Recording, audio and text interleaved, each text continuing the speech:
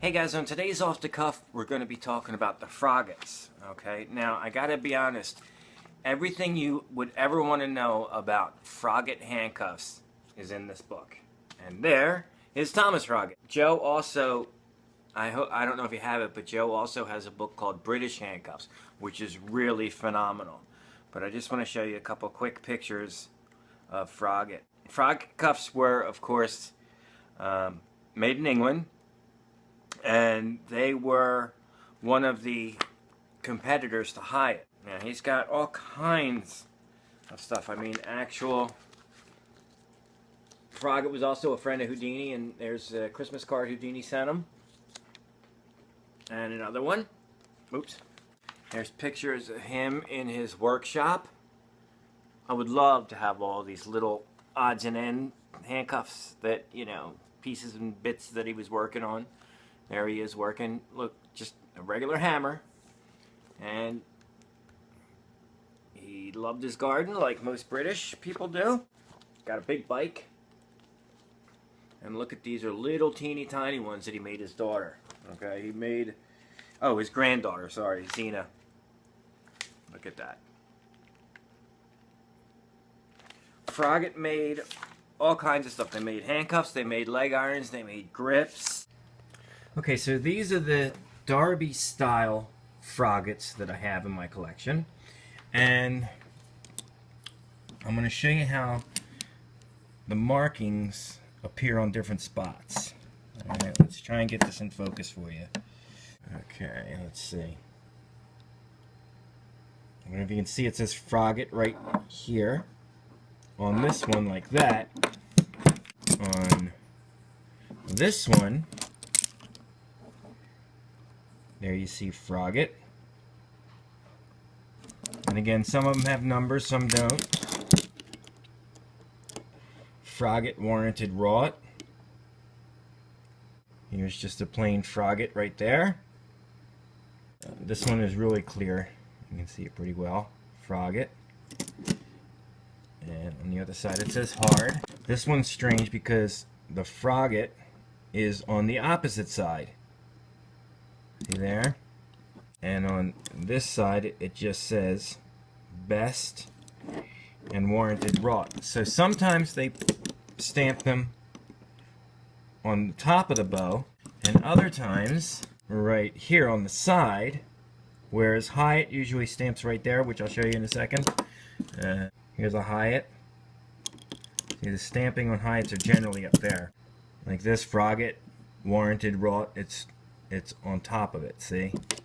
So they stamped them in different spots. You can tell a difference between Froggatt and the Hyatt right away, okay? If you read in the books and on the websites and stuff, it always says that Froggatt has a rounded lock case, rounded bottom. And I'm going to show you the difference. Notice the Hyatt right here, the way that shows up. When they say rounded, this is what they mean. Let's get these the same way. Okay, here's the Froggatt, and the rounded part, they're talking it comes in closer there. See the difference? Can you? It's kind of hard. In other words, the Hyatt almost has like a little lip right there, where the Froggatt comes down further.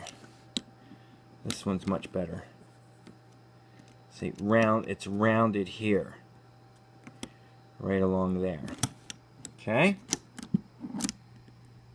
I really love Froggatts. I mean, I love Hyatts too, but Froggatt I like because for some reason they're just a little bit harder to find. And, you know, to me they're a bit more interesting because they have a little bit of a different history. Okay? And again, you can see where they rounded. In other words, the lock tube here, it's a little bit smoother right there. Let's take a quick look at some of the Froggatt figure eights. In this case, I have some Froggatt plug eights. It's very hard to see, but there you go. Okay, that's a plug eight. Unfortunately, I don't have the plug in that one. Now, here's another one. That one's a little bit easier to see. Now, see where it says Froggatt right there? And hard. That's another plug 8.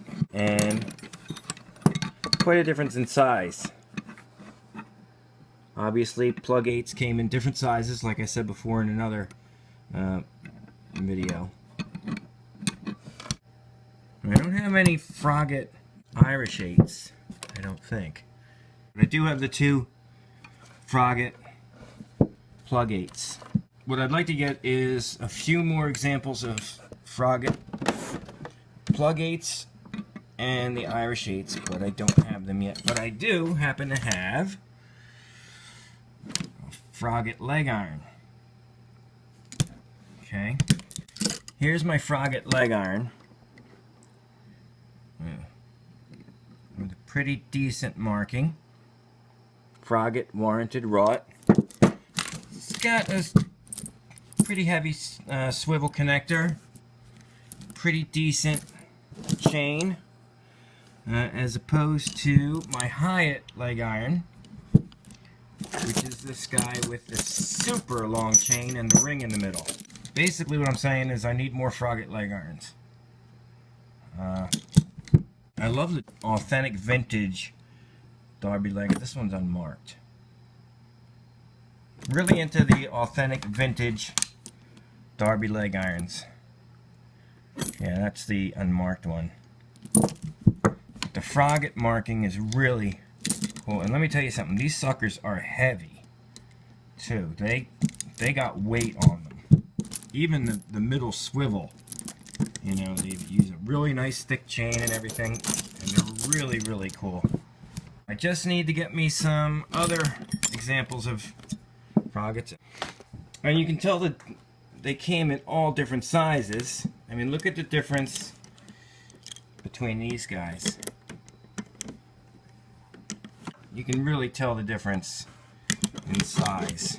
Obviously, as you know, Darbys came in different sizes because people's wrists came in different sizes. I do have a nice little collection of Froggatts. Like always, there's room to grow. So, you know, that's on the agenda there.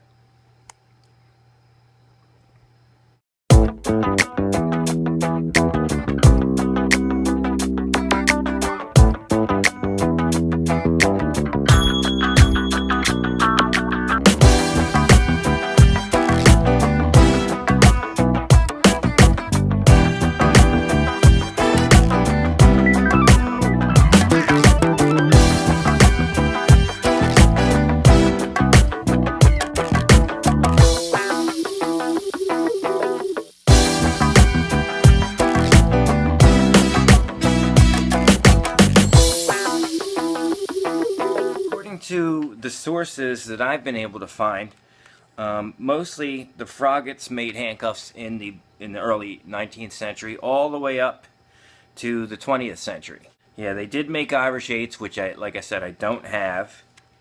They were making them in the 1850s, you know, all the way up 1874. Here we go. Thomas died in 1951.